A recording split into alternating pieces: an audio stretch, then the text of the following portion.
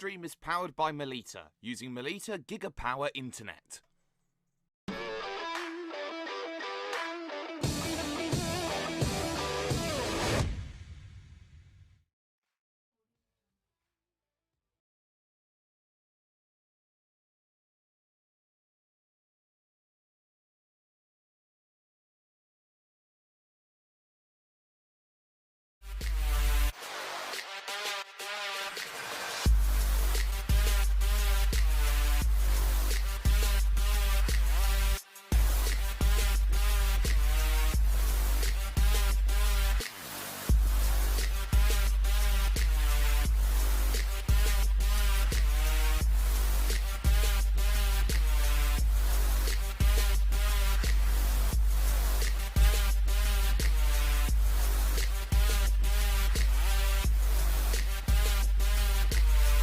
World Pro Racing, where sim racing becomes real.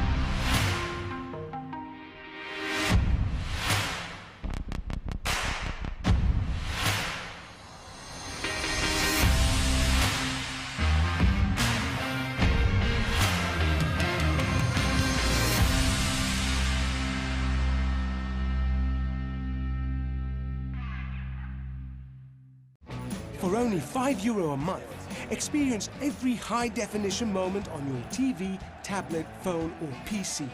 Great teams, great moments, and so much more. TSN from Melita is your ticket to stay in the game. Visit melita.com/sports.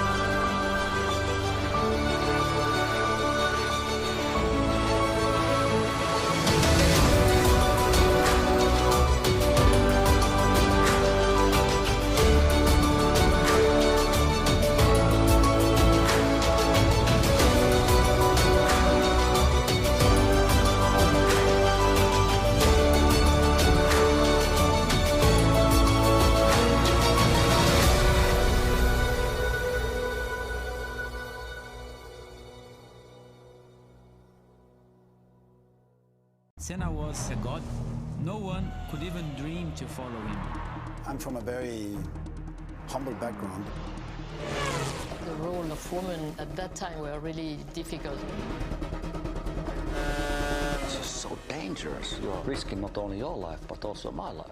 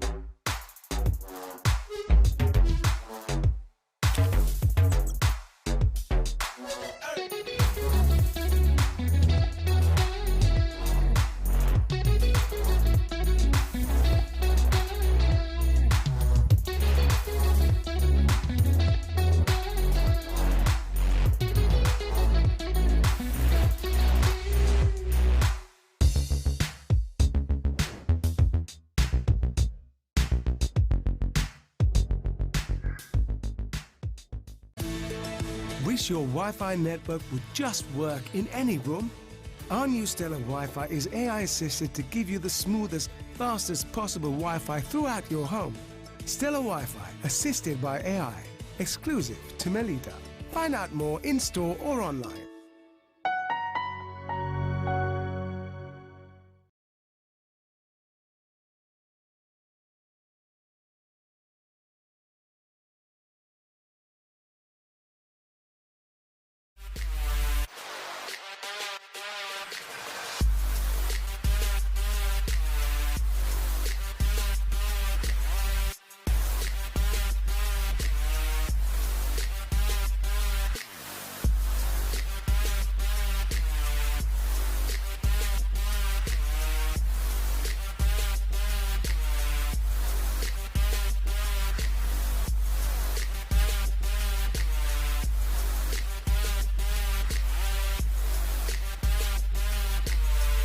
World Pro Racing, where sim racing becomes real.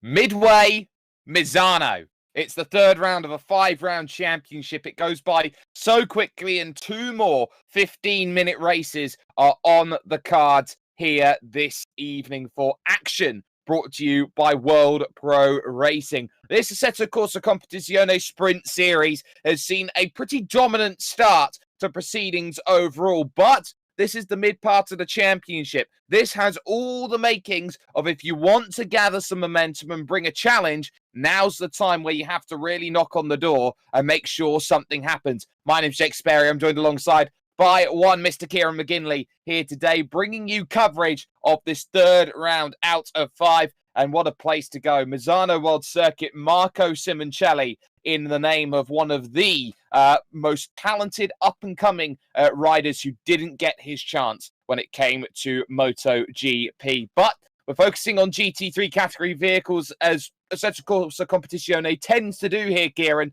But you've got a track which is very stop-starty in nature.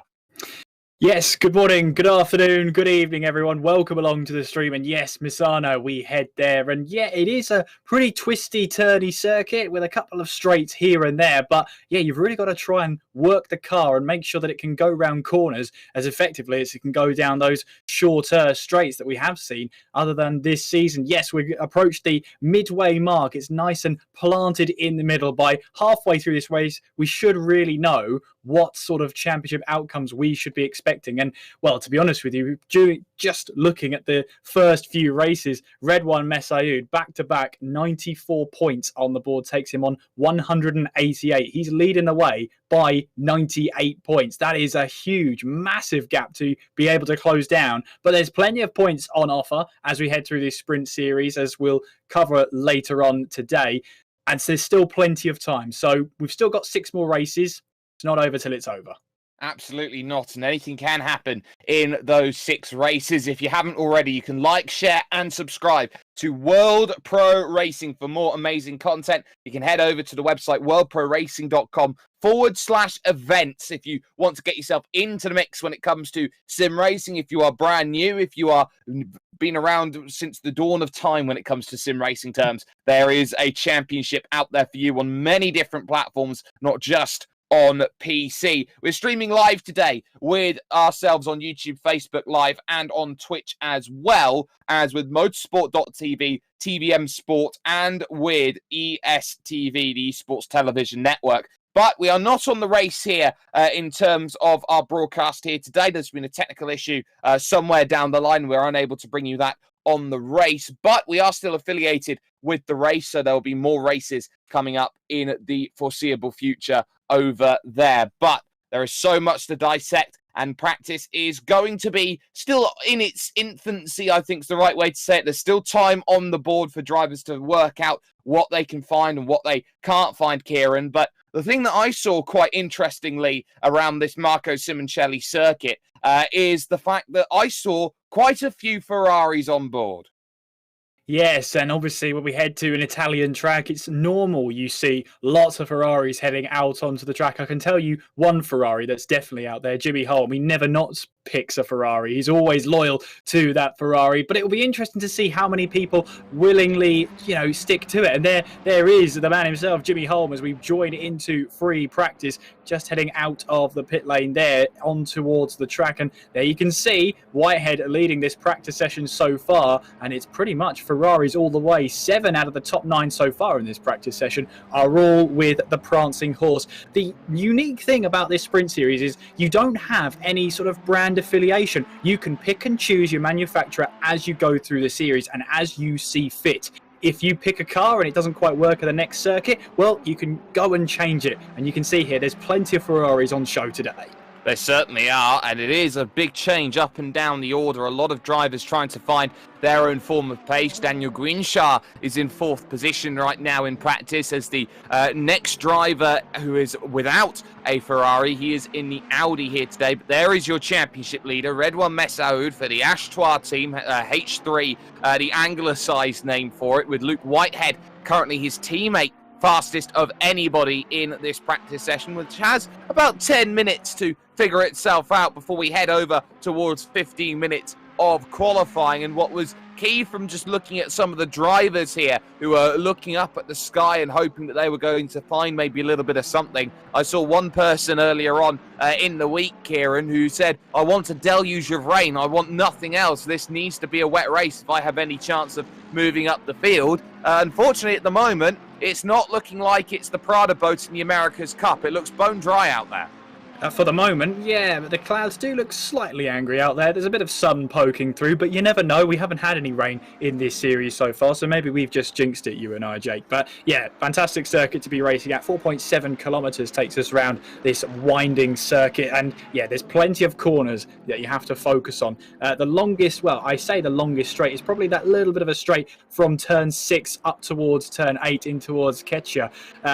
You know, it counts it as a turn 7 there. I'm not too sure on that one. However, I'm not a circuit expert. We see Covone now in towards turn 11, onwards then towards turns 12 and 13. But it's a tricky part of the circuit because just as soon as you're done with turn 12, you've got to start putting the anchors on, getting the car slowed down for 13, then slow it down even more in towards Caro here, turn 14, before you then get back on the power through turn 15. Bit of a slowing down exercise through 15, then towards the last corner in Misano, turn 16. You see the brake lights coming on there, trying to feed the car in, roll it in, and then towards that start-finish line on the exit there. Luke Whitehead taking us for a tour of that final part of the section there. 32.8 is his best lap time so far, and it's enough in this practice session to top the table. But as we've seen, drivers normally do hold back. They don't put on that qualifying setup. They don't put in that qualifying load of fuel, and they don't put on a fresh set of tyres in the practice session. That we know. So take this with a grain of salt.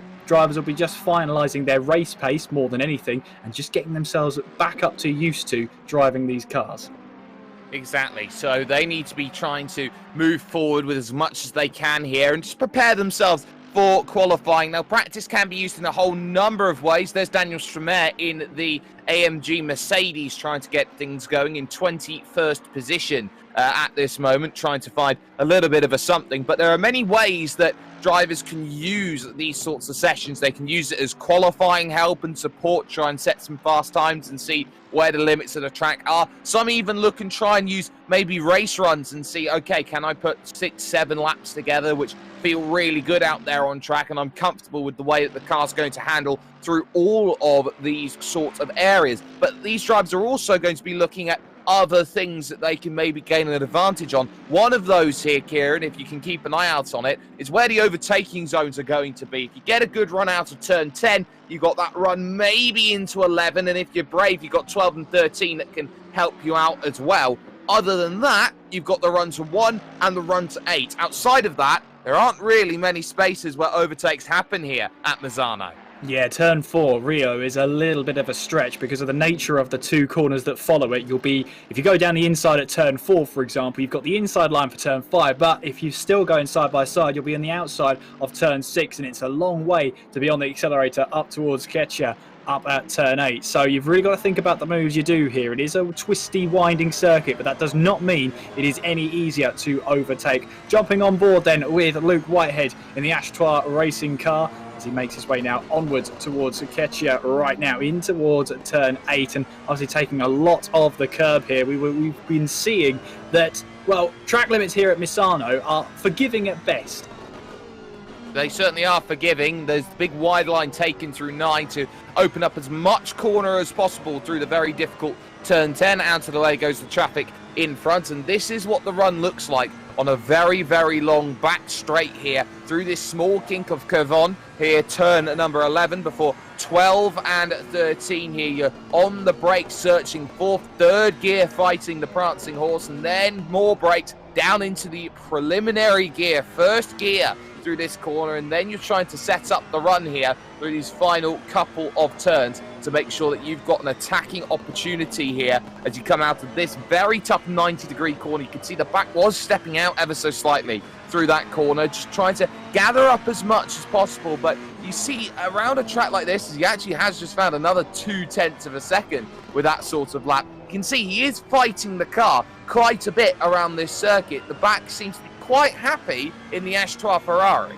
And he seems quite comfortable with it being loose at the back there. So it's something that he's got used to. It's a car setup that he's really fond of as we now make our way through turn 5 and then onwards towards turn 6. You can see why it's just so a little bit difficult to try and get a move done in towards Rio there, because the nature of the two corners that follow it as we now head our way in towards turn 7 and up towards Quercia, now in towards turn 8, braking hard then down to first gear once again, get the exit right here as you're still turning the wheel as you're accelerating onwards now towards turn 9 and then in towards Tramonto into turn 10. As you go through turn 9, you're having to then try and put the anchors on to get it slowed down for turn 10, using a lot of the curb on the exit there just to open up the corner, carry more speed through on the exit as we now head towards turn 11. Carbone now making our way through, picking out the spot there, pretty much full throttle through Carbone, and we make our way towards turn 12 then towards turn 13. The brake lights come on immediately after turn 12 just to try and get that car slowed down. Then we head in towards Caro, in towards 14, now onwards then towards the left-hander of 15 before we head in towards the final corner at Misano. And it'll be interesting to see if Whitehead improves on this lap time. Through the final corner we go and on towards that start-finish straight. Is this going to be an improvement here in the closing stages of practice? He crosses the line there. It is going to be an improvement, 32.6. So I'm thinking then for qualifying we should be seeing some low 32s and possibly a high 31.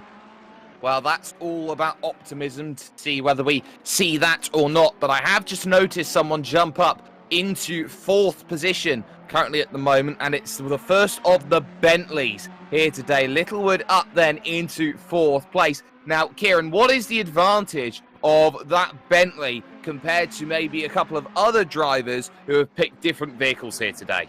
I mean, top speed in that thing is just really, really good. It may struggle through some of those mid-speed corners especially, but I think Littlewood is making that car work for now. He's one of the only Bentleys out there, if not the only, from what I can see in the standings. So it's sometimes good to go for a car that no one else has gone for. It doesn't necessarily mean that nobody likes the car. It's probably because nobody's found that optimum setup for the car, and so they've avoided it completely. He's gone on a limb. He's gone for the Bentley. He's the only one to do it, so if he gets a good result he can put it down to that car selection and actually feeling comfortable with the car. He clearly feels this is the best car for the job. Absolutely, and we're going to be seeing here is Marcus Littlewood now piloting the Bentley here with a couple of nice stripes there on the side as he moves up towards the Oak Tree corner, turn 8 of Quercia. This is going to be here how Marcus Littlewood looks to try and make himself known in this sort of race. It is definitely a large car. It's definitely got an imposing figure when it goes around the circuit, does the Bentley, but we'll see how that one plays out in the long and the short. And in fact, that's an abandoned lap and back to pit Marcus Littlewood goes. But let's talk about points and how you get points in this championship here, Kieran. It's 35 points, of course, for a race win overall. Well, that gives you 35 times 2, which would have been 70 points overall if you win both races, which more often than not, Red One Messaoud has done 4 out of 4 so far this season. Then you pick up the bonus points. Now, you get 10 if you get pole position. That gives you pole position for both races. You only get 1 lot of 10 points for that. Then you've got yourself the fastest lap award, which gives you a couple of points to go with also. And then you've got to think about, okay, got the likes of most laps led. That's an extra 5 points. And then 5 points for that thing called consistency, which a lot of people who are maybe unfamiliar to Assetto Corsa Competizione won't necessarily know what that means. No, absolutely, but you can see here that the most consistent is basically you get a little bit of a value at the end of it, a percentage of how consistent you actually were compared to your best lap time and your worst lap time and how close you kept the gap between them. So the better and more consistent you are in your lap times, the more of a chance you've got to score some points at the end of the race. And correct me if I'm wrong, you can achieve that in any position, but if you find yourself lower down the order, there may have been something that went wrong in your race, so you might not necessarily get that opportunity, and that one outlier of a lap where you might have found yourself off the track or in some sort of incident will really hurt you in terms of trying to get that most consistent amount of points. But we see here Revox currently P19 in the Lexus. I think I've seen one other Lexus, of course, Jan Nicholas Erbrich out there, but you've also got Rizzo there as well, currently P22. He's also trying out the Lexus in this session. So the 3 Lexuses, we never got to the bottom of plural for Lexus, but they're out there right now, but they are occupying that bottom half of the field.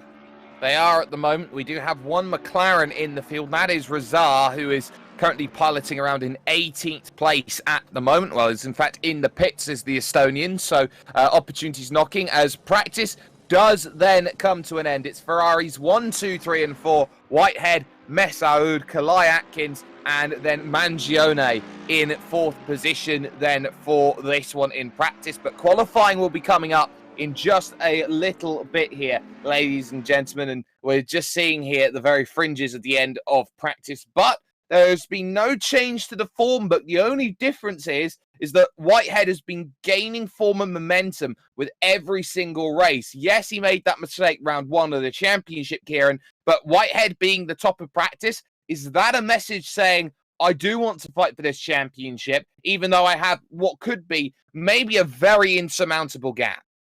Well, it's going to be tough. I mean, Messaoud in qualifying this season has been pretty good. So it's going to be tough to beat him over one lap. It's been tough to beat him over 15 minutes in these races so far. So it's going to be tough for someone else to grab the pole position. But that doesn't mean it's impossible. I mean, you've got Whitehead there. He only joined Ashtoire last week. In fact, just before the race last week went ahead, he became part of Ashtoire. So he's part of that setup now. So now it's coming to a point where he's got to try and prove himself against what is now his teammate. And I think they've made it pretty clear that they're not going to help each other once they're out on track. They'll happily help each other off it. Yeah, and that's the key here when you've got a championship like this. There is no team's championship, so to speak, but there are drivers here who will enter a partnership and try and find as much pace as possible. One of those teams is the PC Boys team, which often seems to find a lot as we get ourselves then with drivers getting out on track. Jan-Nicolas Erbrich then in Lexus will be one of the first out there on the road trying to get those times. It's a long wait for the line here to allow yourself to get going here. There's the green light at the end of pit lane, and finally you're able to be launched through the outside of turn 3 and onto the circuit. But what we definitely saw with the PC Boys is that they have a lot of drivers who want to go out there and put big points on the board here, Kieran. But the one thing that they don't have is probably their most consistent driver here this week, and that is Nathaniel Thomas, who is out with technical issues. Yeah, and that's a shame to see. Obviously, it can affect you here when you get into the sim racing world. You can have those hardware, software issues that you won't normally get in motorsport, but they can happen. They do happen, and hopefully we will see him back at a future event. That goes as well for Nicholas Hillebrand, although his problems are internet related. He didn't want to lag all over the place and be a nuisance out there to anyone involved, so he's pulled out of this one as well. So a couple of drivers light, but drivers have come in and filled in those spots, so we should be no short of action here tonight. Absolutely not. And well, when you talk about Nathaniel Thomas, he's actually third in the championship right now on 58 points with that level of consistency. So there are some drivers out there who are definitely searching for points and wanting to put themselves in a position where they can make things happen. Here is Daniel Guinchard as part of the PC Boys team, trying to just work out where to find all those results out there on this qualifying. Looked really good in practice, actually, in the Audi, and it's one of only a handful of drivers who have gone for the Audi, and it's those maybe who are hoping for mid-pack success and higher who have gone into that Audi. You've got Guinchard, you've got Vela, who has been the epitome of unluckiness. You've got Patel, Yasuinas, and also Johnston out there who could maybe put up a surprise. But the first laps are starting to come in on the board the next time they cross round. Here's someone who's out of the championship picture who was expected to fight well in this one. Didn't have a good Kyalami, Jack Noller. Yeah, Jack Noller down in 7th place, but that doesn't mean he doesn't still have a chance to get to that prize pool, of course. Top 3 awarded at the prizes, so there's still a chance for him to be in contention with the top 3. But as you say, Red One Messaoud, in the form he's in, he looks unstoppable, but we'll have to wait and see if someone can stop him here tonight. We've also got, of course, Gianluca Mangione, who is out there now. He's also chosen that number 7 Ferrari. Now, he is currently 4th place in the championship, but he's 4th place after no points scored at the last round. So he really didn't have a good one last time out at Kyalami. He'll be looking to try and press on and try and change that, because he got a good 55 points when we went to the opening round. Yeah, and those 55 points put him second in the championship overall with that run after the opening week. And then Kyalami just seemed to be a bogey track for him. Got no points, finished outside of the top 15 without really too many incidents on the road. So it didn't quite pay off. Now here's Luke Whitehead searching for first representative lap time on the board. Johnston goes quickest for the moment, but there goes Whitehead with a 32.9 to put the car up on pole position. A good sighter lap then from Luke Whitehead, but if you look at the track and air temperature conditions, it's only 26 degrees out there on track, so it may just take here a couple of laps to try and push things forward. Mikael Parry then not getting a lap in, a 37.4 actually that time, to get things going. And now you got the Onyx team there of Kalai Atkins trying to find as much as possible. Currently in the 14th position in the Ferrari, was up there P3 when it came to practice. Messaoud in second at the moment, Johnston in third, and Kalai Atkins splits the Ashtois drivers, goes into second. Yeah, nice lap from him. He'll be wanting more, of course, as we creep ever closer to those 32s, and possibly even a low 32 would be your pole position lap time here, because, of course, as we progress through this session, as more rubber gets laid down, then the track gets even better out there. Even though it says optimum at the moment, there's always a tenth of a second out there towards the closing stages of qualifying. But at the moment, Whitehead is on provisional pole position, Atkins in second, Messaoud in third, Johnston in fourth, Jan-Niklas Erbeck rounding out the top five. We are expecting some more lap times on the board. There is Daniel Grinchard currently in ninth place. There's your provisional pole position sitter right now in Luke Whitehead, who now makes his way around the final corner onwards towards that start finish line. Is this going to be an improvement, or was this a lap in between? We're about to find out. It definitely wasn't a lap in between. He's gone quicker. 32.673 extends his advantage at the top.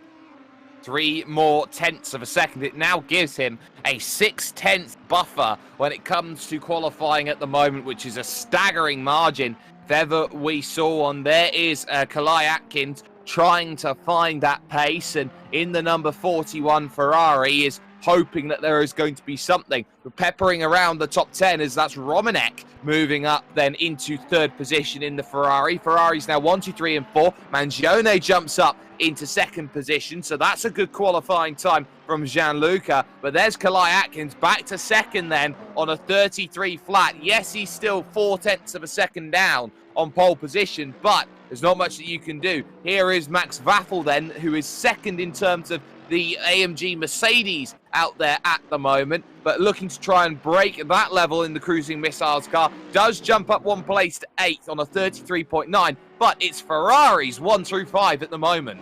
Yeah, absolutely. They're showing complete dominance out there. Of course, no affiliation with their brand. They're allowed to choose whichever car they want, and the top 5 have gone for that Ferrari, and it's rewarded them with a place in the top 5. Here's Alex Johnston, and as he now makes his way on towards the next couple of corners, in through Misano, then on towards the final corner, and then onwards to the start finish straight. Is this going to be an improvement for the man in the Omega E Racing Audi? It is. It now puts himself into the top 5 with a 33.5.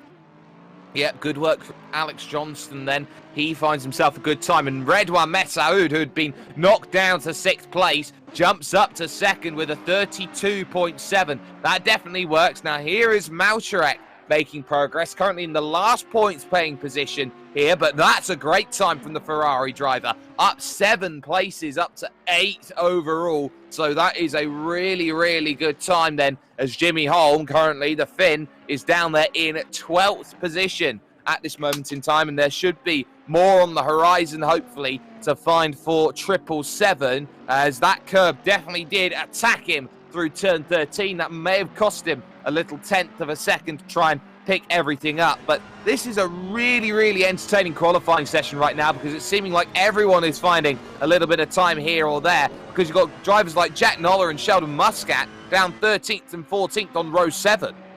Yeah, here comes Jimmy Holm across the line then, and goes up to P9. 33.8 his last lap time gets him now onto the 5th row of the grid. There is Jack Noller, currently down in 14th place at the moment. He's making his way onto the back end of the circuit as we head our way now through turn 13 and then towards Caro in turn 14. So he's within the point scoring positions when we head to the race, of course, pole position worth 10 points. No other position in qualifying worth any points whatsoever. Jack Noller now makes his way in towards Misano. The final corner, braking now to try and get that car slowed down. Find the apex, put the power on, use that curb if you need to open up the exit of the corner. And Jack Noller comes across the line, now goes 10th fastest with a 33.8.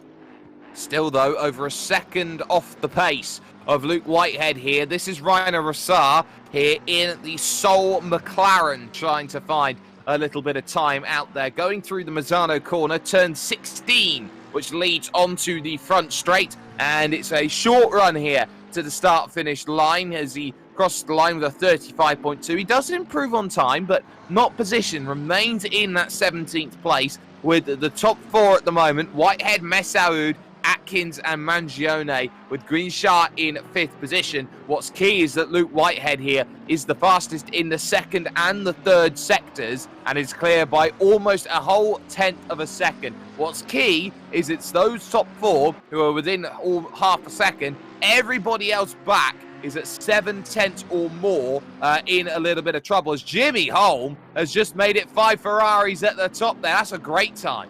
That is a great time from Jimmy Holm. He's found some pace out there at long last in this session. He's confident in the car, 33.3. I think there's even more time to find for Jimmy Holm. He's been holding back, hasn't he, as we now make our way in towards Rio, then on through turn 4, then through turn 5. So he's now on it, trying to get a good lap time on the board. And Jimmy Holm right now 13th in the championship right now, with 9 points scored at the first round, 12 points scored at the second. He'll be hoping for even more of a point haul going into this one. There's Mikel Parry for Team Cruising Missiles in that Mercedes, the number 77, now making his way in through Rio. Currently 19th fastest. He'll be looking for a bit more time out there at the moment, but he now makes his way all the way through turn 6 and on towards the back straight towards Kercha. This is in towards Misano. I'm lost out there already. Here he comes then towards the line. Parry, can he improve on this lap time then? Currently in P19. Where will he go? He'll go up a place with a 35.3 up to P18. Yep, one more position. Every position matters. There is Andrea Rizzo then in the Lexus, trying to find a bit of time. He's currently in 20th place right now, and that's now down to 21st because that is Marcus Littlewood moving up to the 7th row at this moment in time. So the time is certainly there on the board, but Andrea Rizzo down in 21st. It's always very tough when you're down low in these sorts of qualifying sessions. You're always trying to find that time again and move up a couple places, but through the next right goes Rizzo, and this is where you just need all that commitment here on the brakes. You leave it late, a little bit of opposite lock then, trying to keep the car on the straight and narrow, and right down then in through the turn, just maybe struggling a little bit there with understeer through that corner. It's very, very tough, this track, especially when you have to turn and brake at the same time, giving everything through that penultimate corner and on for the line. We're down to the final 3 minutes and 45 seconds to go. And, well, Rizzo coming to the line does gain a place. Revox then finding himself on the wrong side of the times at the moment. He was up in 15th. He's now down to 21st. There is your pole sitter at the moment, though, Luke Whitehead. Yeah, 32.6 is enough so far for provisional pole position with only a handful of minutes to go. But Messaoud will be breathing down his neck, as well as Carly Atkins in the number 41 car. He'll be looking to try and make some more positions as well. He's shown some real pace at Kailami as well, getting his first podium of the series. We've got the McLaren of Rissar off the track then as we make our way through with Luke Whitehead. Is this going to be improvement? Yes, it is. We're down into the low 32s. 32.490 from Luke Whitehead. Ever extends his advantage at the top of this table. And that McLaren would have been a distraction as well, and that wouldn't have been ideal. Now, Sheldon Muscat here in 15th position will be hoping that there is certainly more out of the Mercedes here to try and get a time on the board. The highest placed Mercedes right now is his teammate in 10th place, Jack Noller. That would not have been the plan here with this sort of strategy, and it seems like the the GT Omega drivers here, I should say, are all in a little bit of trouble at this stage, seeing they are outside of the top 10 bar one. But we'll see how this goes through the final corner. Is there something to come up then for Sheldon Muscat at this stage? Well, it's only one position here. 33.9 is good enough for 14th place at the moment in qualifying. Someone who's having a really good qualifying, firstly, is Mausharek who is in 9th place overall right now, and also Hölzel, who is in 13th.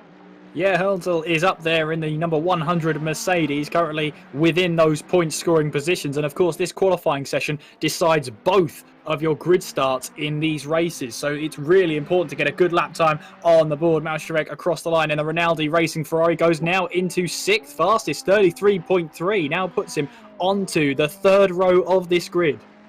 Well, to say this is a Ferrari track does this an understatement. All of the Ferraris are 1st, 2nd, 3rd, 4th, 5th, 6th, and 8th in this field. So the Ferraris are absolutely flying at this moment, and Christian Malsharek has just proven that. Kalai Atkins then wanting to try and get himself into the mix and find a little bit more to challenge Red One Messaoud. He has improved to a 32.9, but he needs to get to a 0.7 to move past Red One, who is in 2nd position. Ashtois 1-2 once again, just like last week, except it's role reversal with Whitehead, the faster of the two drivers right now. On the brakes they go, into the left-hander there at the Oak Tree corner, Quercia, and now the run to Tremonto comes up next. But this is where you start getting a little bit of traffic there. I believe that's Parry moving out of the way then, who is in 20th position right now. But 40 seconds to go. Kalai Atkins, I think, is racing against putting one more lap on the board.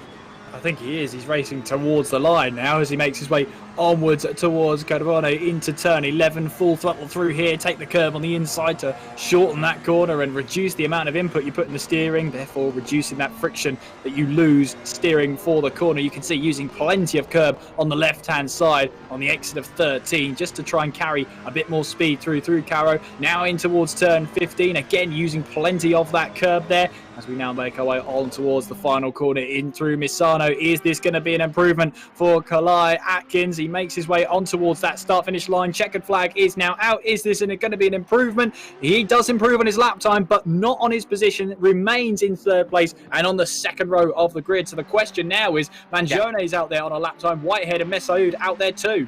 3/10 of a second for Gianluca to find, and is absolutely wringing the neck out of the number 7 Ferrari going through into Caddo corner here, turn number 14, and now through the final couple uses all of the anti-cut deterrence there and has to dive into the pits. That lap time was not good enough to go out there and improve, and there is the pit speed limit here today, 50 k's an hour, and I'm sure a lot of drivers do not want to be running at that sort of speed. The top 6 are all Ferraris, but someone who can maybe upset the party is Alex Johnston right now. He's on a 33.5, and to just put into perspective, a 33.3 is good enough maybe for 4th place. It's mighty close in the middle, but the session has come to a close, and it does mean that Ferraris populate the top 6 positions here in qualifying. To say that Ferrari were going to be the car here that drivers were looking at here today, Kieran,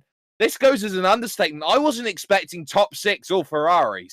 I mean, we haven't seen sort of top 6 from a manufacturer in a long, long time here in the Sprint Series. Normally, there's a bit of give and take between 2 or 3 manufacturers, but no, Ferrari look like they're on top here. Anyone that's picked a Ferrari is looking pretty good indeed. And that's Luke Whitehead. That's his first pole position of the season. He's already now got 10 points to his tally, and he will start from pole position for both of the sprint races. How critical qualifying will be. But he's going to have Red One Messaoud breathing down his neck, down in towards turn 1 there. But also, he's also got Carly Evans. And we already saw how quick he's been so far this time out. Sorry, Carly Atkins. He's been quick last time out at Kyalami. He showed his pace there, had a bit of a rough race 1, but he's here now. And he's certainly got some pace about him. He certainly does, and this is one of the keys here with this sort of series, is that different drivers at different times always seem to have an ability to crop up here and there. Mangione is back in power and progress. 4th place in qualifying was really good, but then you've got the likes of Malsharek and Holm, who are drivers who have been peppering around the top 10 and the top 15 in those opening couple of races of the season, and all of a sudden the Ferrari and Misano, it's just clicked to them. I mean, take Jimmy Holm, for example. He's got 21 points so far. He has a good chance of doubling that alone if he gets himself onto the podium. So this is a real chance for both of them to try and get themselves up this order. They've got 2 races to do it in. Plenty of chance for both of them to score some real points for themselves.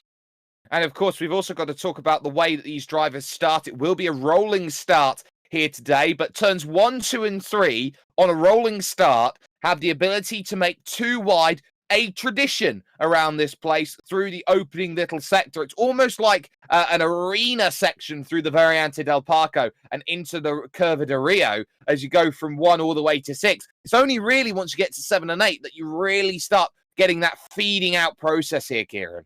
Yeah, absolutely. And it's going to be a little bit tight, a little bit difficult through there. Door to door is going to be a bit of an understatement, as you've already mentioned. So keeping it clean through turns 1, 2, and 3 is going to be important. Focus on getting yourself through that early stage, especially then in towards the Curva Rio.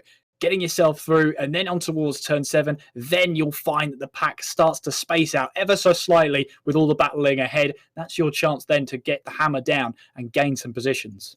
And positions are going to be incredibly important with the way that this championship has seemingly gone on, because if you want to try and get some laps led, you don't have long to make positions and make moves and gain places through the field. This is only a 15-minute race. Essentially, here at Misano, it's effectively an espresso of a race because you've got not much that you really have to deal with, but you have all the substance that's crammed into it.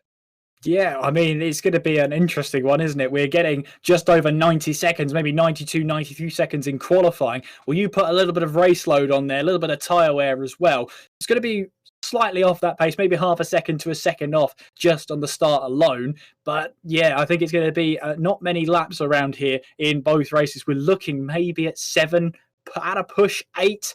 But 8 is going to be pretty difficult with the timer against you that whole time. But we'll wait and see. Laps led, obviously, there's not many of them. And if you want to lead the race, this is Luke Whitehead's best chance of getting some real points on the board. If he can beat Red One Messaoud at this one, it might give him a little bit of a leeway, a bit of a head start as we make our way into the closing stages when we head to Zolder next week. And then, of course, Spa the week after. It's a very short season, but 2 races per night. Still plenty of points on the board. So this needs to be a really good performance from Whitehead. He needs to do everything now. Absolutely. And when you're already down 98 points, now 88 because of qualifying here, Kieran, now you start wondering here whether you could say old Mo starts changing here and that momentum starts going the other way. And it's always about confidence. If you're not there in a race or you're second and your main rival's finding victories, it's very easy to get bogged down and frustrated with yourself and your performance. But the big key here is how much of a buffer was actually gained by those points that were lost at the second round of the championship at Imola. Whitehead has a big task to try and claw that back. 88 points in any championship, doesn't matter how many points you put on the table, is still a big down, but we're rolling here. We certainly are, and you can see the 2 silver Ashtois Ferraris then on the front of the field. You've got Kalai Atkins there in the red, in the purple there is Mangione, and then you've got Holman Mauscharek then all together at this stage in the greens, trying to get through. Watch out for them, looking to try and make some attacks then. It's 15 minutes, and it starts now, round 5 of your Assetto Corsa Competizione World Pro Racing Sprint Championship. The run towards turn number 1 there. Messaoud on the outside then runs wide and will have to take to the escape road then through turn 2 and go very careful because that's going to allow Kalai Atkins down the inside and pick up the place. So they've already got one. Whitehead's got daylight here, and look at the start. There's Mangione who's under pressure. I think that's Holm who maybe is through, or maybe even Mauscharek who's had a really good start there and trying to make up some places. There is Mauscharek. He's not had the good start even. He's dropped all the way back now here into 7th as wide goes Johnston there in the Audi back onto track as they fight their way up to Quercia.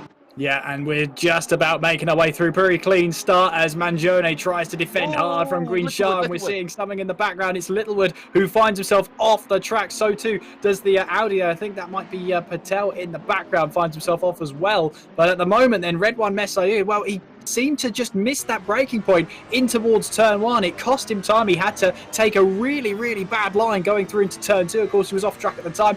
Kalai Atkins said, "Thank you very much. I'll take second place from you." That's the sort of mistake you don't expect from Red One Messaoud, who's been such in control.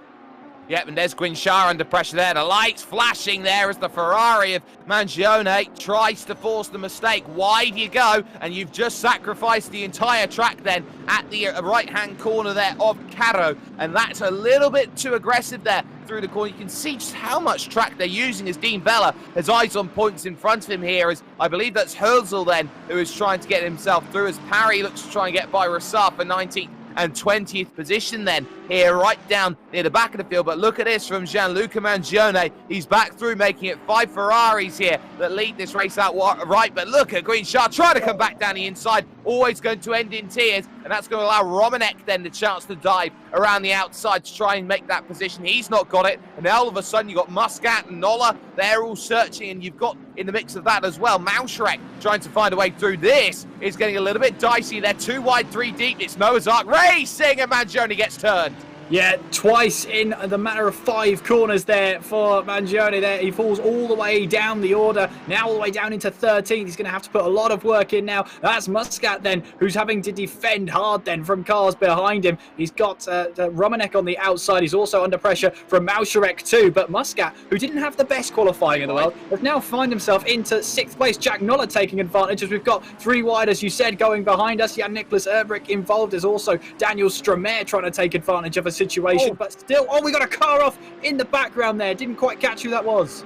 It was right near the back, and it looks like it's Littlewood who has got okay with it. It might be his teammate who's in a bit of trouble there in 23rd. It is Max Vaffel, sorry, no, not his teammate, Max Vaffel, and that's a hefty hit. You can see the bonnets popped up then on the AMG Mercedes, and that will surely have to be either a Peter around the track for the final 12 minutes of this race, or a case of sit and wait. There is Vishal Patel in 14th. Now got himself into a position where he's got 2 championship points on the board. But if this tells you anything, it means that consistency value that we're seeing in this race is going to be going to those drivers who are more towards the front of the field. There is Luke Whitehead in control, and Kalai Atkins under pressure now for 2nd place. Red One is head down and try and get that place back. Yeah, this is going to be a little bit of damage limitation. It was not the start he wanted at all. So now he wants to try and get this 2nd place back off of Atkins. He's had a good run actually going through turn 6. Right on the back now is Messaoud on the back of Atkins, looking for a move now in towards Quedacha. Not quite on there as we make our way through in towards turn 8, but still Atkins on the run. Then Romanek is under pressure then from Mauschrek as we now make our way in towards Quedacha. You've got also Johnston behind wanting to take advantage as they make their way through. Muscat trying to get away, and that is Johnston making a move then. He's now upped into 8th place. Nice move from the Audi driver, now moving himself up a position, and you can see that's a whole lot of Mercedes right on the back of Romanek there. I think that's Jack Noller trying to just intimidate that Ferrari. Absolutely it is, and now you're starting to see here how positions can easily change. Romanek here, the Polish driver, has dropped 2 positions then with that run, and will need to try and find them back again as soon as possible. Johnston now here just about holding that one nicely then through the Caddo corner, turn 14, and Patel holding back Herzl, Revox and Vella here, trying to get 2 points on the board. And every place matters in this sort of championship, especially with how very much I'm sure these drivers will be thinking about, okay, we're still in range, we're still in a huge draft train where we can all pick up points and pick up places. Here comes Revox here. He's lost the place out to Dean Vella, but there is still time, and Hosel runs wide there through turn number 1. In fact, takes to the escape road there at turn 2, and that just might be a freebie. Now here's Romanek under pressure. Down the inside tries Jack Noller here in the AMG Mercedes. He's got the narrow line on the inside. Takes a lot of curb there going through, but then the next left comes up, and Romanek's got the place, and both of them taking track limits to a whole new level. Yeah, Romanek running wide, and Jack Noller having to run even wider than that as he's looking for a move now round the outside in towards Quedacha, and you can see there Romanek trying to hang on to that position of 9th place, and Jack Noller's not going to make it easy. Got to be careful as well, because that's Jan-Niklas Erbrich right behind. He's in the only Lexus out there, so he's looking to try and get the best position possible. He's one of the only loyal Lexus drivers left now. He's been in a Lexus across all 3 races, I do believe. So he's really loyal to that brand. In fact, no, last time out he did change, wasn't it? It was the big story. He had to change manufacturer because he didn't think he was going to perform in the Lexus. He's back with them now, currently in 11th place, putting the 2 ahead under a lot of pressure. There is Carly Atkins now, still under pressure from Messaoud. The battle for second place as Luke Whitehead keeps his head down, extends that advantage, and we're just, 8.5 minutes to go. There's still a long way to go in terms of sprint racing. Oh, it certainly is. We're almost at the halfway stage now. Redouane Messaoud is starting to force those micro mistakes. Slightly wider line from Carly Atkins there through turn number 1, and that's going to open up turn 4 now as a chance. Nope, not on the brakes onto the inside, but Carly here, I think, is going to abandon all thoughts of race victory. Whitehead is gone like the wind. But at this stage, you could say that Redouane Messaoud wants damage and limitation, and Atkins here has got to try and force a lane. It's to the inside that goes with Messaoud. You can run the outside line if you're brave, but Atkins has nothing really to argue against it. Will try and pick up the run off of the exit, maybe attack at Tremonto at turn 10. That is Redouane Messaoud back into position number 2, and Ashtoir back with a firm seize over this race at this stage. Yeah, Messaoud now firmly back to the square he started from. He's got to try and close in on Whitehead, or will he try and drive a little bit of a commanding race by himself? Is he happy enough with P2? I don't think he is. He'll always want to go out there for the win. Jan-Nicolas Erbrich then under pressure from Daniel Stromae. This is the battle now for 11th place as we now make our way on towards Carbone. Flat out through here, through turn 11. You can see Stromae all over the back of that Lexus as we now make our way in towards 12, through 13, and then finally into the braking zone for Carro there. And Erbrich then just trying to hold off that Mercedes behind. Stromae trying to find some sort of line as a little bit of an intimidation. Mangione there trying to take advantage. He's gone straight up the inside, going through turn 15. He's got the position there, and Stromae, with all his battling, with all his intimidation on the car ahead, Mangione has picked up on a mistake, picks up a position as well. That's why patience is very much needed in 15 minutes, because you can go from being attacked or go from attacking, I should say, to being attacked, and that's where it all went wrong for Daniel Stromae. He's now back in the unluckiest 13th position at this moment in time. Mangione currently in 12th place, maybe with a little bit of damage, try and negotiate his way around at this stage. But Dean Vella here, he's also got a recovering driver. This is Littlewood looking for the inside. Look at that Bentley roar trying to get to the inside. Doesn't work this time, but they've still got that run up to Quetcha corner. Turn number 8, angles for that inside line all over the curb, and this is going to be about attacking here on the brakes. That Bentley's very tough to slow down, and I'm sure that little Audi was having absolutely none of that, because if those two go hip to hip, I'm pretty sure it's the Bentley that comes out best 9 times out of 10. It just looks like it will come out best 9 times out of 10, doesn't it? It's a very huge car in terms of how much of a presence it is out on track. You're not going to miss it. Herzl as well, trying to put pressure on Patel. That's the battle for 14th place. Dean Vella looking to try and make it up again. Muscat, though, up into 6th place. Meanwhile, that is Patel, and Herzl trying to battle it out then in towards the braking zone there. Oh, that's Patel getting a little bit hairy then on the exit of 13 in towards 14, and that now is Herzl, who will move up into P14. Just a little bit of a mistake there from Patel. He's now dropped a position, still hanging on to that last points paying position.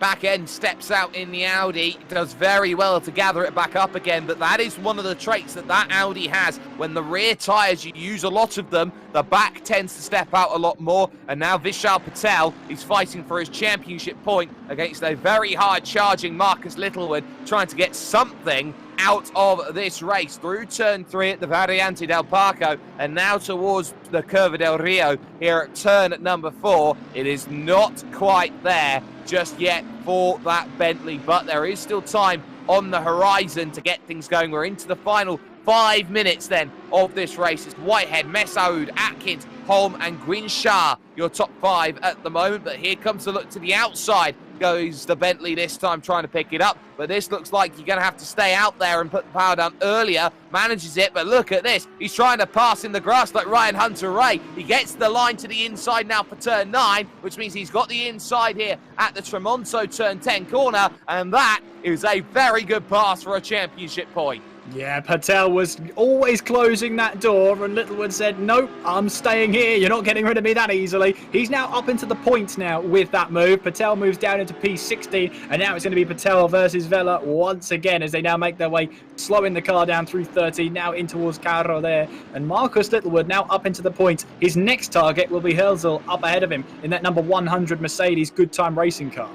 Absolutely, and that will be the next battle then. The German in front will be looking back in the mirrors and seeing that Bentley and thinking, oh, what have I done to deserve this in terms of a battle? Now Patel's under pressure then from Vela in this scrap, and this one going on here for outside of the points. Not going to happen then just for the moment. Looking to angle into turn 2. That's always very difficult. And around there goes Herzl as well at turn 2 after maybe some contact with Littlewood that we didn't see on the cameras. So that is not ideal. They all promote up. Patel remains on the outside looking in. Now here is the Slovakian then of Christian Mauscharek, who is in 7th place. He's still got eyes on 6th in front in the form of Sheldon Muscat. But behind as well is Johnston there, Alex Johnston, who will be definitely wanting to try and put that E-Omega team up there inside that top 7, maybe even top 6. But now it's about how you attack here, and that Ferrari has got to try and make sure it's doing something against the AMG Mercedes. Yeah, and Muscat here has driven a good race so far. He didn't have the best qualifying in the world, and he's now moved himself up into 6th place, trying to hold on to it now as he's got Mauscharek all over the back of him as we now make our way once again in towards the braking zones through 12, 13, and then in towards Carro there. You can see a little bit of curb on the left-hand side to try and open up this corner just a little bit, try and carry more speed through. Now we make our way towards turn 15. You can see here Mauscharek all over the back of Muscat as we make our way in towards Misano, the final corner, riding on board with the Rinaldi Racing Ferrari, who gets the better exit out of the final corner on towards the start-finish straight, and then on towards Variante del Parco, getting right up close personal with the wall there, because the wall then recedes and gives you all that lovely curb on the left-hand side to use through turn 2 and then onwards towards turn 3. Long right-hander here before you get your way in towards Curva del Rio. As you can see there, not quite a move yet for Mauscharek, and what Muscat does best, he knows how to defend. He certainly does, and you're seeing it right now. He's using all of the road. Mangione is now down into the pit, so something's happened to him, and that is a shame because it'll be no points again for Gianluca Mangione, and that will be a real shame as he'll have maybe one more chance to pick up those points, but at this moment, it's just not happening. Lady Luck not on Gianluca's side. Muscat still under pressure here. The lights on in terms of in-sim time is 20-6, so it's getting a little bit darker around this place. So a couple drivers trying to put the lights on, trying to work out what they can do and what they can find, and that is Cornelius Eusebius and also Rainer Razar in a bit of trouble then as they have a huge accident coming out of turn 6. Yeah, not quite sure what caused that one, but the two of them will be going back under racing once again. Max Vaffel did very well to avoid the two cars in the middle of the track there, so he did well to get through it, but the two of them now will, of course, be trying to race on and try and get that position back, so we'll have to wait and see. We now head into the final minute of this race. Final minute, final lap as well for Luke Whitehead, who has control. 5th position on backwards from Greenshaw. Definitely not secure. Look what is secure, though, at this moment. The way that Luke Whitehead is driving this race. A 1:33 dead that last time by. You can see that gap at the moment here is huge. 5.7 seconds over Redwan Messaoud at this stage. Kalai Atkins hasn't fallen off of this one, but the pack just gets ever hungrier here behind as they fight it out. 5th all the way to 9th place here. So Greenshaw, Muscat, Mauscharek, Johnston and Romanek all in that battle. 5 different drivers from 5 different countries, all hoping that they can get themselves the most amount of points or the most reputable amount of points. There's the mistake from Muscat. That allows once more the Ferrari to go on the attack, and Mauscharek will think about the inside at 10. He hasn't got the pivot angle for it, but if he can attack off the exit, he's got himself a chance at 14 if the door is so much as open. It's still on 10th and 11th as well with Nolla and Erbrick, but Luke Whitehead will be heading through the final couple of corners shortly towards his victory as Mauscharek then still holding it off. Round and around you go goes Johnston, just about avoided by Romanek, but Whitehead will be coming to the line very, very shortly to pick up his result, and he does cross the line and take the victory with a commanding result overall. It will be second for Messaoud and third for Kalai Atkins, but Romanek will be jumping up then into the 8th position, with Jack Noller then finding himself in what is 10th overall. There is your winner, Luke Whitehead, with a dominant display. Nobody could touch him on a month of Sundays. No, absolutely not. And 5.4 seconds as well. He'll be absolutely thrilled with that one. His first race win of the sprint series. Of course, we've got another race coming, so there's another chance to get another win notched onto the board. But Messaoud, after his not so great start at the beginning of that race, did recover well to second place, held off Kalai Atkins for third place. Jimmy Holm up to fourth place. That's his best finish of the series so far, with Green Charlotte in fifth place, Muscat in sixth, Malsharek in seventh, Romanek eighth, Johnston in ninth, Jack Noller in 10th, Erbrick in 11th, Littlewood in 12th, Vela 13th, Vishal Patel in 14th, and Revox rounding off the top 15. Of course, there, Luke Whitehead leading the most laps, so we know he gets an extra 5 points for that one. In terms of most consistent, well, that's for the mathematicians to work out. They get the data at the end of the race, and then they'll award the points that way. But not a bad race one for Luke Whitehead here at Misano. We've got race 2 and race 6 of the series coming up shortly. We certainly do, as we take a little look then at these drivers then just bringing themselves back home then with their cool down laps to try and make sure they can get themselves all nicely worked on. But once more, for the third time this season, it is an Ashtoire 1-2 finish here, and it is this time Luke Whitehead now who gets to put some points down on the board. And it's important how many points he puts down on the board, because I believe he takes fastest lap, so he'll get a couple of points for that. He'll take most laps led on top of that as well, which will be another 5 points, so I'm sure that he will get on top of the 35 he picks up for the win. So you're talking about now margins here, Kieran, where we are now starting to say, okay, this gap is getting a lot closer and a lot closer. Not enough to say that this is truly on right now, but it's probably going to be reliant on another big mistake. Fortunately enough, though, for Edouard Messaoud, that mistake that he made earlier on here wasn't punished enough. No, it wasn't. And Kalai Atkins couldn't quite hold back Messaoud down the straight towards Kedachia. So I think he'll be a mighty relieved man. He's recovered there to second place. He may not have got the massive points that he normally gets after a race that he's so used to up at this point, but I think he'll be happy enough to recover to second place. He's got race 2 now on his mind, and there's only one thing on his mind. That'll be to take his 5th win of the series. He's got Luke Whitehead, though, who's shown he was extending that gap time and time again, lap after lap, little bit by little bit. So it's going to be tough to beat Whitehead here. He's in good form right now.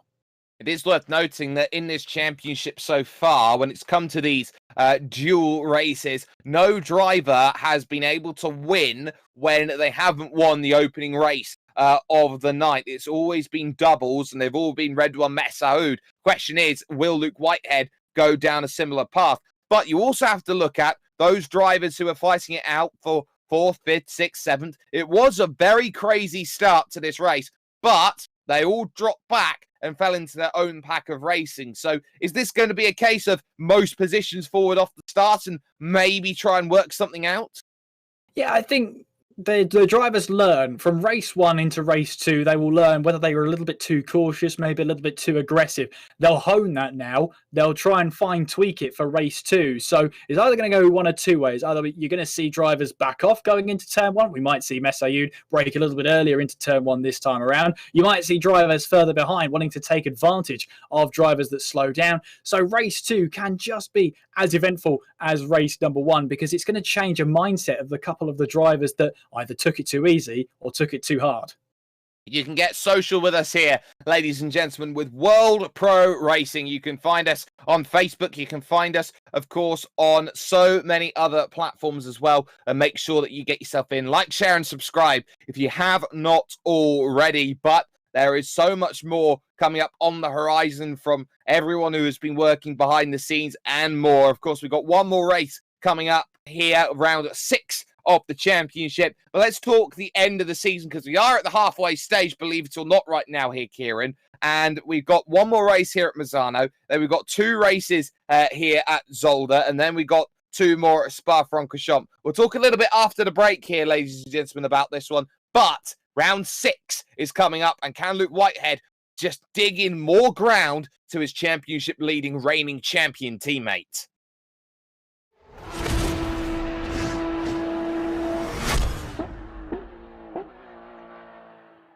This stream is powered by Melita, using Melita Gigapower Internet.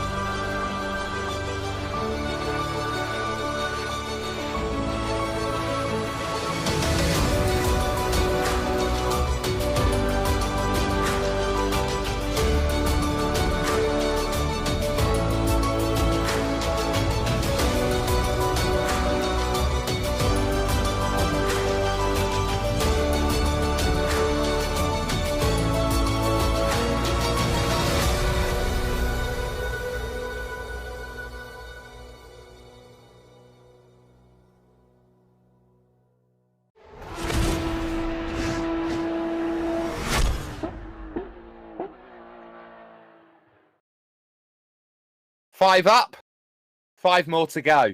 And this is going to be very crucial, this 6th round of the championship coming in. My name's Jake Sperry, joined alongside by Kieran McGinley here with World Pro Racing, wherever you may be watching right now. And of course, with all of the amazing partners you can see up on screen. Got one more round of Misano. We've got 2 rounds coming up at Zolder next week. And in 2 weeks' time, 2 rounds to finish off the season at the Circuit de Spa-Francorchamps. Can this form, this small change that we've seen here at Misano, now snowball here, Kieran, into maybe a really close dogfight for this championship? Well, it's fair to say that the cards are heavily stacked in Mesaoud's favour. He had pretty much 2 faultless runs going into the first 2 races, and of course that equals the first 4 races, if you like to put it that way. So it's going to be a bit of a challenge for Luke Whitehead, but we're rolling here to start race 2. We certainly are, and this is going to be an important race 2 of the night as well. Whitehead will have the inside going to turn number 1. On the outside is Redouane Messaoud. Atkins, Mangione, who didn't have the best run, he retired from the race earlier on. But there's the green, and there's the go. It's 10 past 6 in sim time. The lights will be coming on as they go through. What a start Whitehead's had, and that's Kalai Atkins then down the inside and picking up places. And now look at how they bottleneck here, and it's contact. Round goes the 777 car, then in trouble. That's Jimmy Holm who's run into troubles there. Romanek trying on the outside. Somehow skating through all of that is Redouane Messaoud, who was the bottleneck for all of that, as Mangione just about holds off then as they go into Rio turn 4. All of the drama behind. Mauserek struggling already here as the 249 of Johnston wants to get into the mix. Yeah, absolutely. Bit of a messy start there. Jimmy Holm being caught up. Oh, we got Rassar now, who's found himself around in the sole McLaren out there in towards the gravel. Seemed like he dropped that on his own. He did have a good start, a relatively good start up the field, but with that mistake, it's going to put him all the way down the order. Once again, Messaoud struggling as we head down in towards turn 1. I don't know whether it's the side he starts on, which is the dirtier side of the track, but anyway, he's not got the great start again. Ginshard now up into 4th place in the PC Boys Audi as he now moves up into 5th, and drama in the background.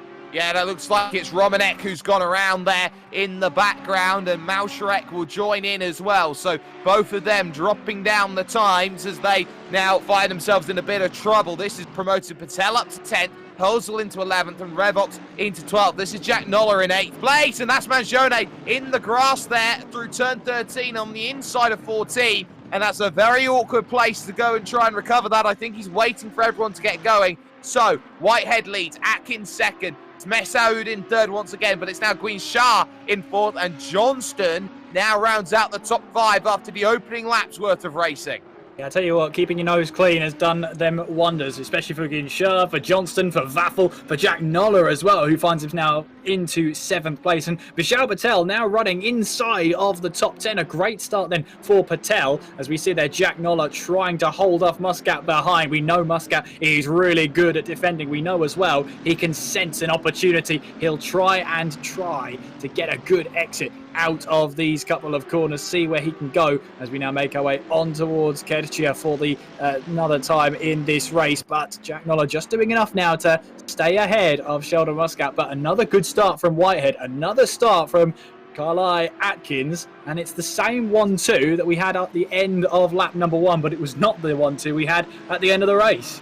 No, but the difference here is 1.8 seconds. Redouane Messaoud finds himself behind as Littlewood now trying to defend against Mikael Parry. In fact, that's going to be a move then down the inside and a position gained then to go through. Sorry, Parry's really dropped down the timing stands then. That was actually a move, I believe, on Daniel Stramer to maintain 13th place. So that's the changes. Jimmy Holmes back through in 15th, and a drive-through penalty comes in for one Mr. Patel then, and that would be for causing an incident with Jan Nicholas Erbrich early on, who was in 16th position. So Patel, Vishal Patel, he'll have to take a trip down the lane. Won't do it this time. He's only just found out about it. He'll try and work it out so it's the most optimal for him to manage.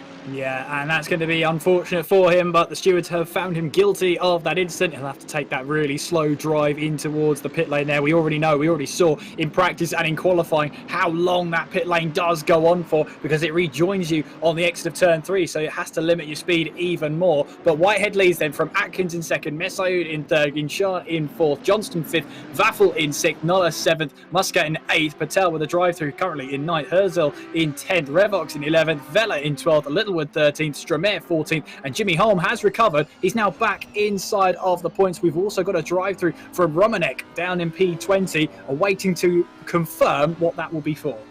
Yeah, we certainly are, but I would assume it would have been for that incident that we saw potentially with Mauserek earlier on in the race on the opening lap. So Malshrek down in 18th position in the Ferrari, not having the best of runs of things right now, as we take an eye at the likes of Tom Revox here in the Red Face Racing Lexus, trying to make progress here down this very, very long straight. And you can see how you get caught in a train here, where it does get very difficult to make overtakes, because every driver now tries to get the same advantage on everyone else, but they're stuck in the same line. So you've got to make sure that someone runs into trouble. Contacts on the back of Patel. That's Herzl there in 10th place, just giving a bump to the driver who needs a drive-through penalty. He is the bottleneck at this stage, as into the pits, I believe, comes through Muscat as well as Patel. So Muscat then also diving down into the pit.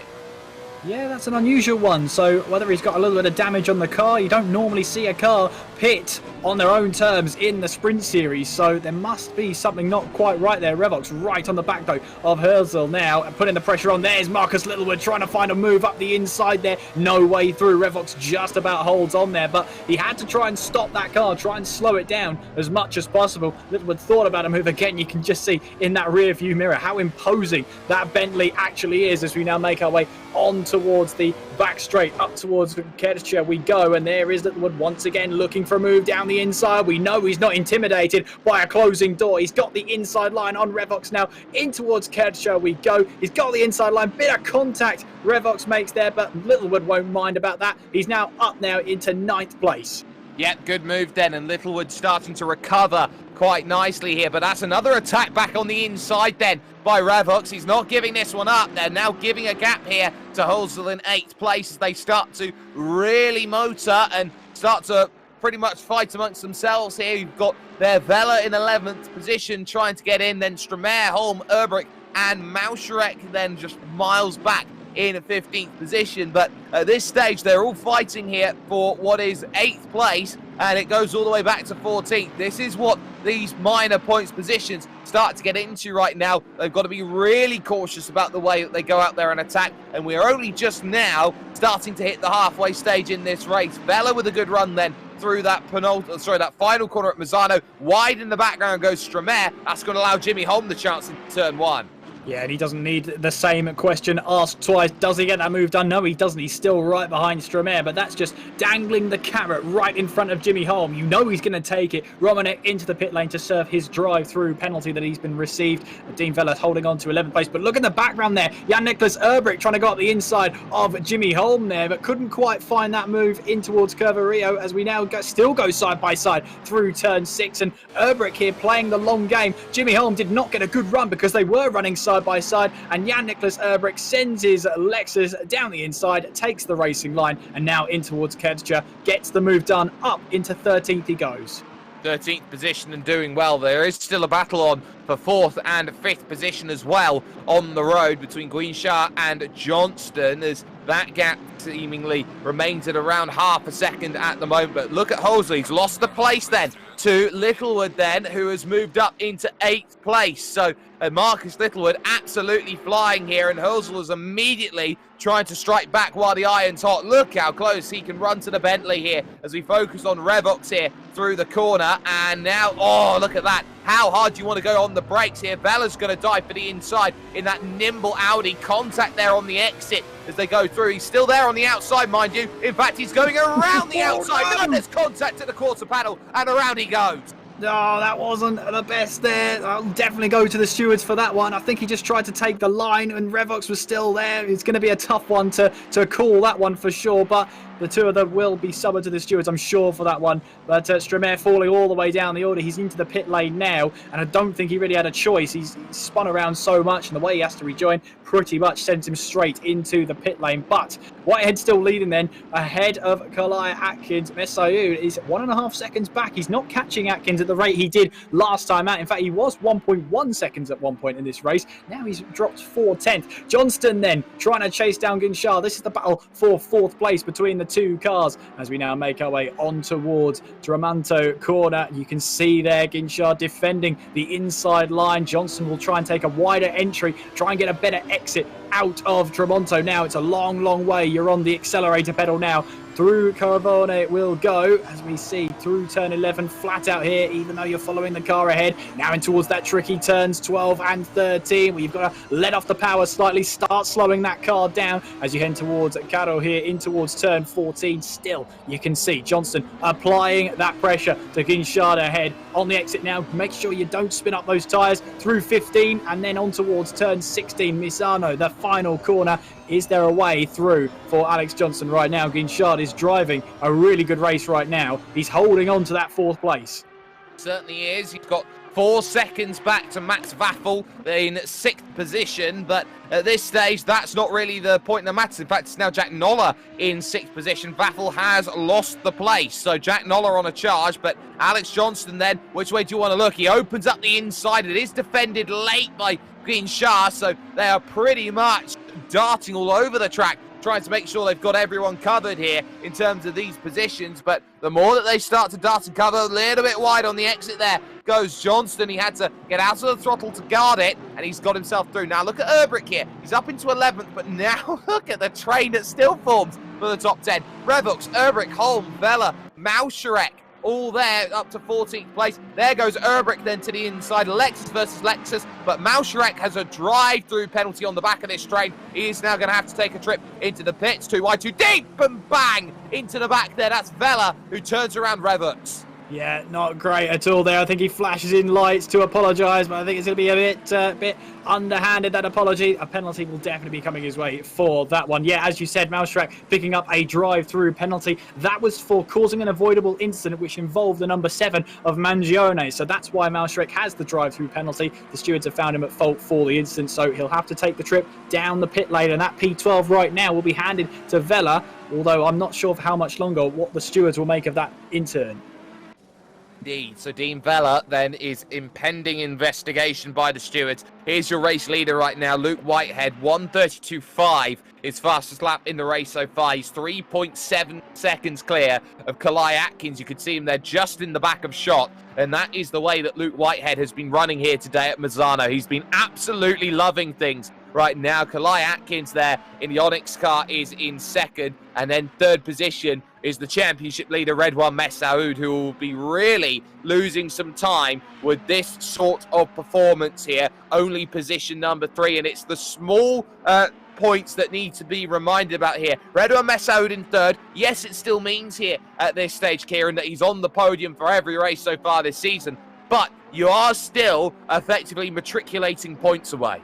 I mean, to be honest with you, the 4 times we've spoken to him before, he is a race winner, and I don't think he'll accept anything less than that. So he'll be a bit frustrated. He's not closing in to Kalai Atkins either as well. He's now extended that gap, as Atkins, to 2.7 seconds. So it's a bit of a frustrating day. Meanwhile, we've got a battle here between Dean Vella and Jan Nicholas Urbrick ahead of us. Vella once again trying to move down the inside in towards Tremonto, and Jimmy Holm, who was involved in an incident at turns 1, 2 and 3, has now found himself onto the back of this battle for 10th place. You can see Urbrick moving over to the left-hand side of your screen, to the right-hand side up the track, as we now make our way onwards through Cavone, in through turn 11, the 3 of them running in line of stern through turns 12 and 13. Is there a way through for Holm? We know he's quick round here. He finished 4th in the last race, all the way down in 12th right now, so we know he's got the pace, but can he find these moves past? Can he indeed? He's got 2 laps to find it. Gets right up, tucked underneath here. There's Jimmy Holm as he looks to go through. Reminds me of a quote this race right now. You show me a good loser, I'll show you a loser. But at this stage, I'm sure everyone's going to be chomping at the bit, trying to improve. And that's the way that these racers all want to go out there and try and find as much time as possible. Holm again trying to look not quite there, still pretty much playing the patience game and the waiting game, and it's just not happening right now because Urbrick, of course, has mirrors full of Vella, who is under investigation, and gives him a tap and now puts himself under more investigation with that push to pass there. So Vella, I think, is going to be taking maybe 60 seconds worth of penalty potentially, and in fact he'll redress the position back again, and this will allow Jimmy Holm the chance then to dive through on the inside. Position made.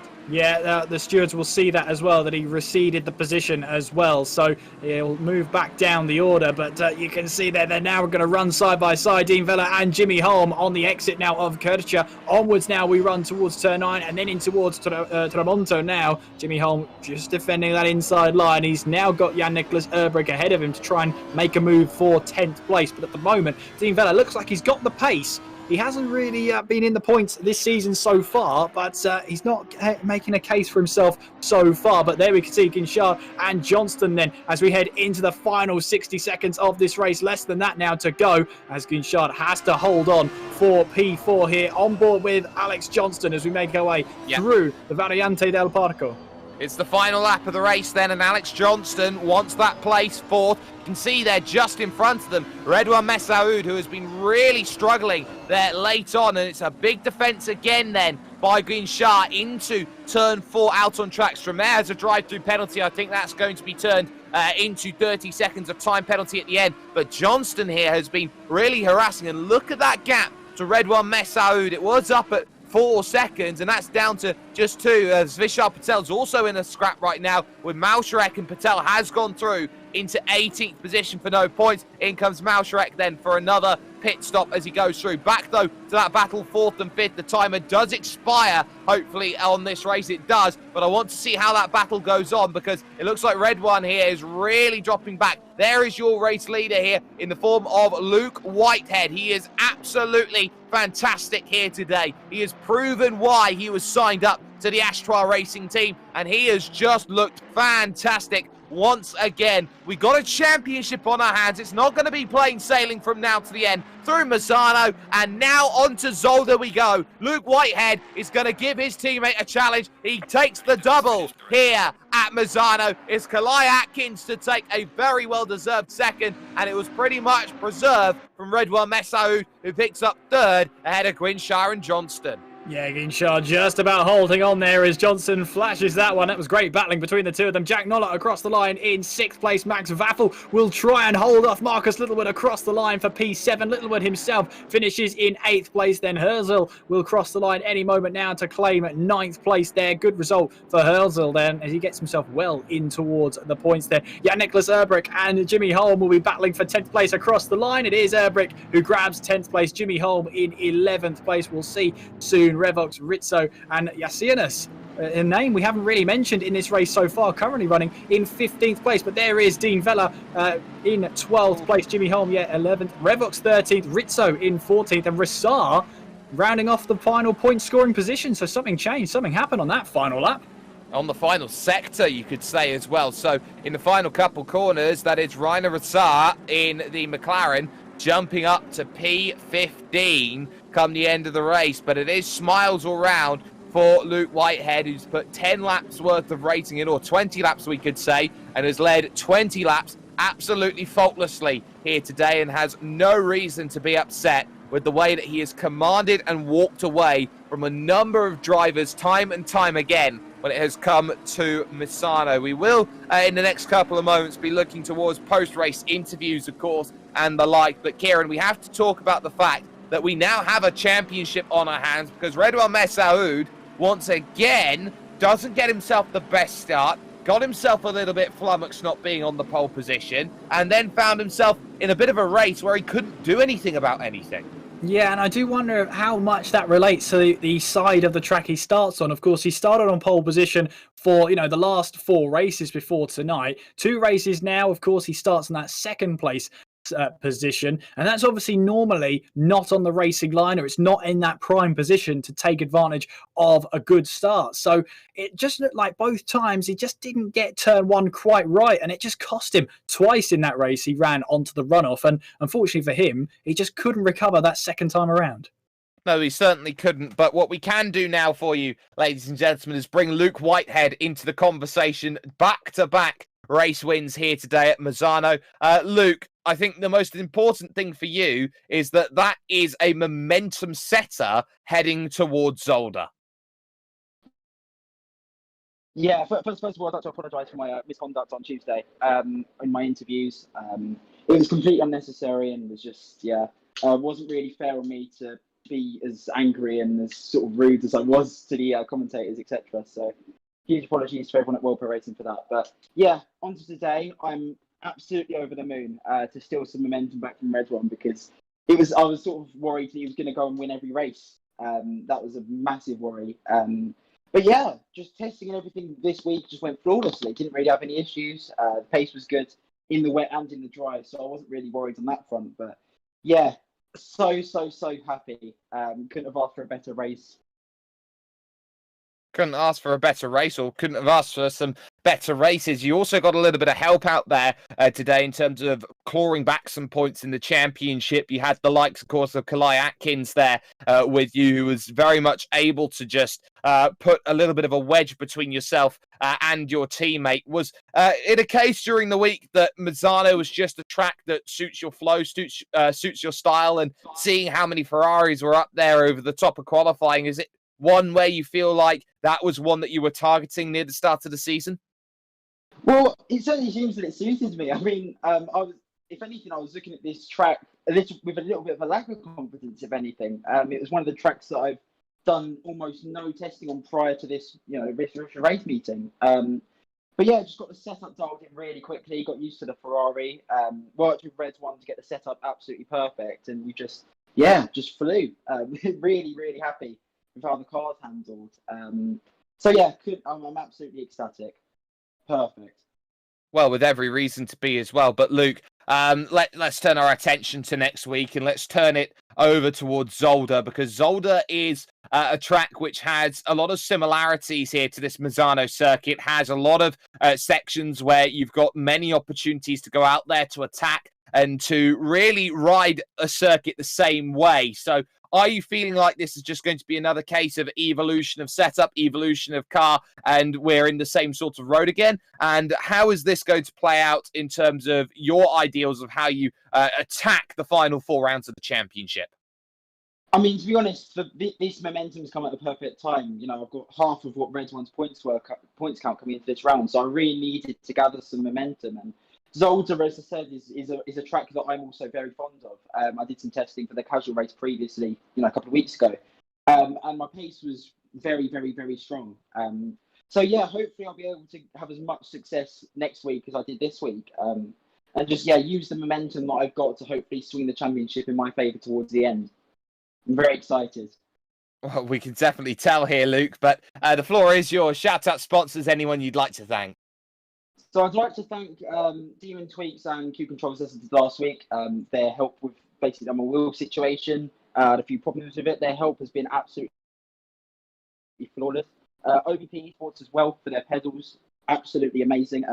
Got them back on Tuesday, and I've been going from strength to strength since then. I'm over the moon with it. Massive thank you to my manager Robert Watherston.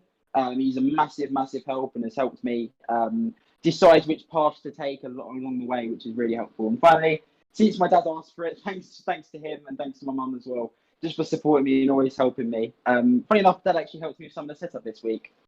So yeah, without him, I don't think I'd have won by so much. So yeah. Well, it certainly worked out for you here today. Luke Whitehead picks up the race victory overall. Kieran, who have you found alongside you? Well, I found Carly Atkins, who's down here now.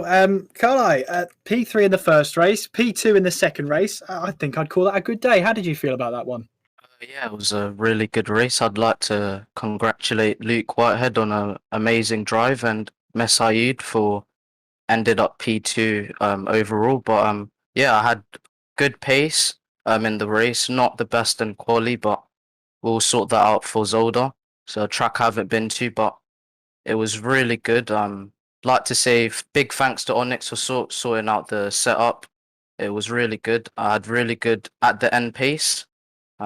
Managed to pull away from Messaid at the end in the second one.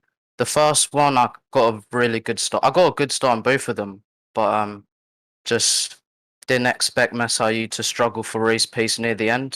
So sorted that out for the second race and managed to finish P2. And as well, you're making a familiar name for yourself on the podium. I mean, you got your first podium in race 2 in Kailami, and you've got both podiums here today in both races. I mean, that must be fantastic for you. You're really starting to build momentum now. Yeah, I'm really happy to the boys in Onyx Esports for getting me up here, and I had very good wet and dry pace, so whether it rained or not, I would have still had the pace. So really good day today. Yeah, sounds it. And I did see there was some talk of rain. Do you know what? I'm quite glad it staved off because it did give us a good battle there for that last podium position. But your attention now focuses towards Zolder. I mean, you've made 2 out of 2 podiums here in Misano. What can we expect from you at Zolder? Again, to try and beat the H3 guys. I've beaten one of them, so just need to beat one more and just continue with the race pace and improve a bit of quality, but we'll get there for Zolder. Well, thank you, Carly. And then the floor is yours for any shout-out sponsors, anyone else you'd like to mention. Right, so I'd like to say a massive thanks to Onyx Esports for the amazing setups, all the help they do for me. Ashton Cox from there. I'd like to say a massive thanks to Fanatec CSL Elite. The wheel was amazing. I've had no issues. I'd also like to say a massive thanks to my dad for obviously getting this sim and doing everything for me, helping me out, and my mum for supporting me. Well, that's fantastic, Carly. Thank you for joining us. And Jake, I believe you're down there with one Red One Messaoud. I have found the championship leader, and Red One, I would say that today for you was about using the points you had in the back pocket. You had 98 points coming into this one. You've got a bit less, but second and third position, is that maybe what you were looking for today? Hello guys. I'm happy to my score. It's a good race for first race, good race for me. Second race, good race for me. I'm third in podium. On the pace of Luke Whitehead and Atkins was amazing. So I'm not driving my Porsche. So I drive Ferrari's Binotto. So it's a real life.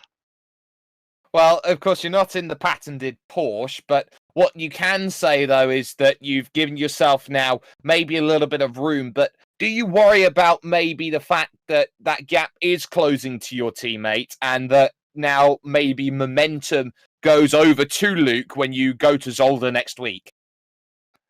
Yes, my teammate was faster than me. It's a young alien, so I must try hard to Zolder for keep pole position on take win, perhaps. Well, you've only got 4 races left, Red One. You started out with 4 race victories to start the season. You were incredibly happy after amassing a huge gap like that. But now you got to put the focus down. It's almost like this was the moment where, you know, you're in that position where, oh, yes, this is a championship. I'm not just going to walk through to the title with 10 wins. Are you now looking at this as a case of maybe just trying to develop on what you're looking at then for Zolder, or is this a case of once more maybe a completely different change? For Zolder, it's a difficult track. So the lucky is coming out in Zolder. Well, we'll hopefully get to see you up at the very top. But before we let you go, Red One, second and third here today, shout out sponsors, anyone you'd like to thank. I have my team H3 Racing. Thank you on my team, and I have a channel YouTube in my nickname is Redwan Messaoud in YouTube now. So it's okay. No worries. Red One Messaoud then picking up second and third, retains the championship lead heading to Zolder, but that is in 1 week's time, ladies and gentlemen, with World Pro Racing. If you want to catch in on all of the action that doesn't happen just here with this Sprint Championship, but with everything that goes on with the likes of Gran Turismo Sport, and sometimes we get some R-Factor 2 action on the board as well, you can catch out all the videos on demand on YouTube at World Pro Racing. Of course, you can like, share, and subscribe with World Pro Racing on YouTube, on Facebook Live, and on Twitch Gaming as well. On top of that, we have been on ESTV, the Esports Television Network. We've been on motorsport.tv and TVM Sport as well. We are also affiliated with the race, and hopefully we will be back with round 4 of the championship from Zolder over on there as well. A massive thanks has to go to the huge amount of people who've been working behind the scenes for not just the pro division, but the amateur division as well, who have been trying to make sure that everything has been smoothly sailing here in terms of the work that's been done. Adrian Fagayo, George Muscat, Adrian Mersheka, and of course, Nathan Missud as well has been in on the mix as well. Of course, that's been one Mr. Kieran McGinley.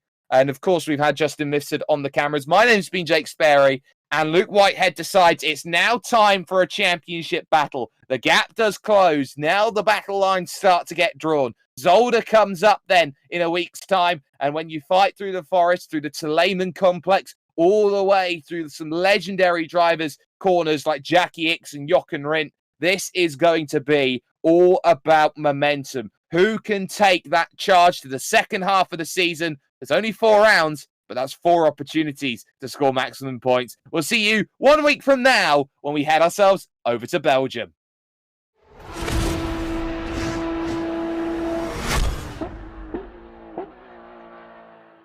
This stream is powered by Melita, using Melita Gigapower Internet.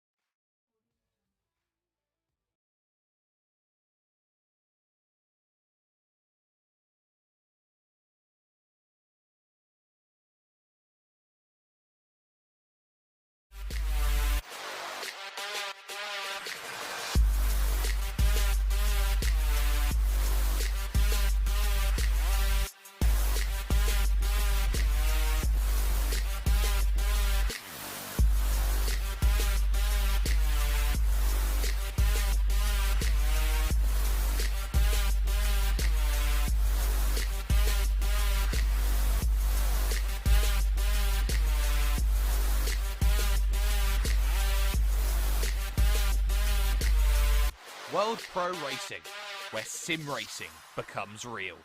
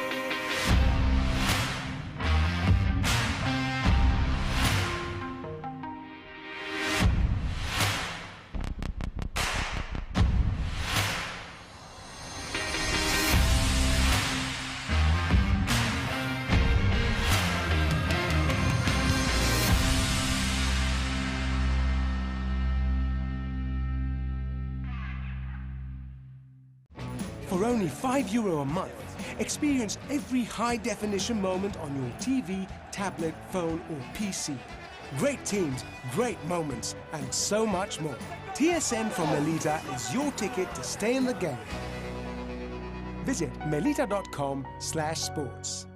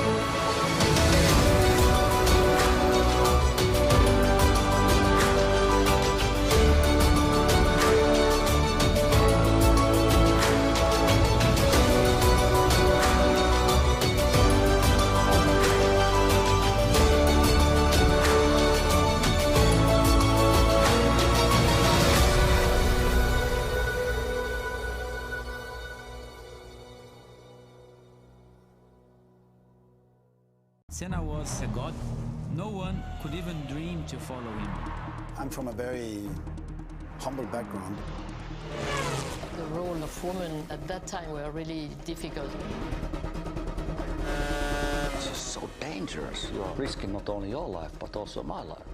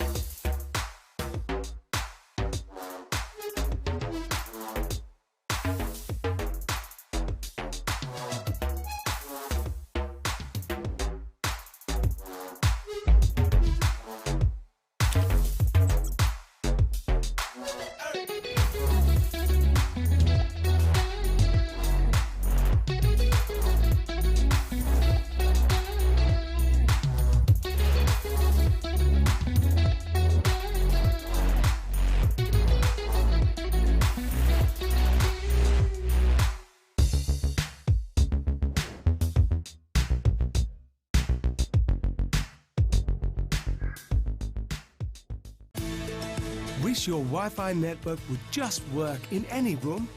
Our new Stellar Wi-Fi is AI assisted to give you the smoothest, fastest possible Wi-Fi throughout your home.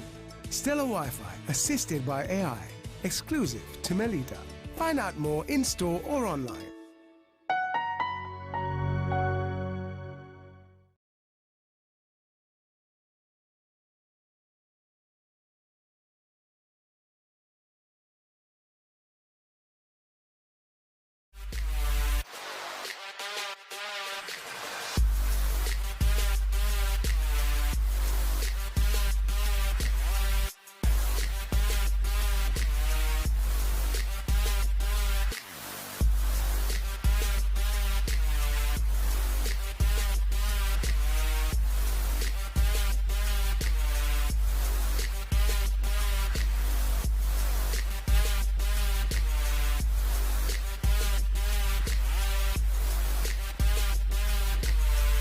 World Pro Racing, where sim racing becomes real.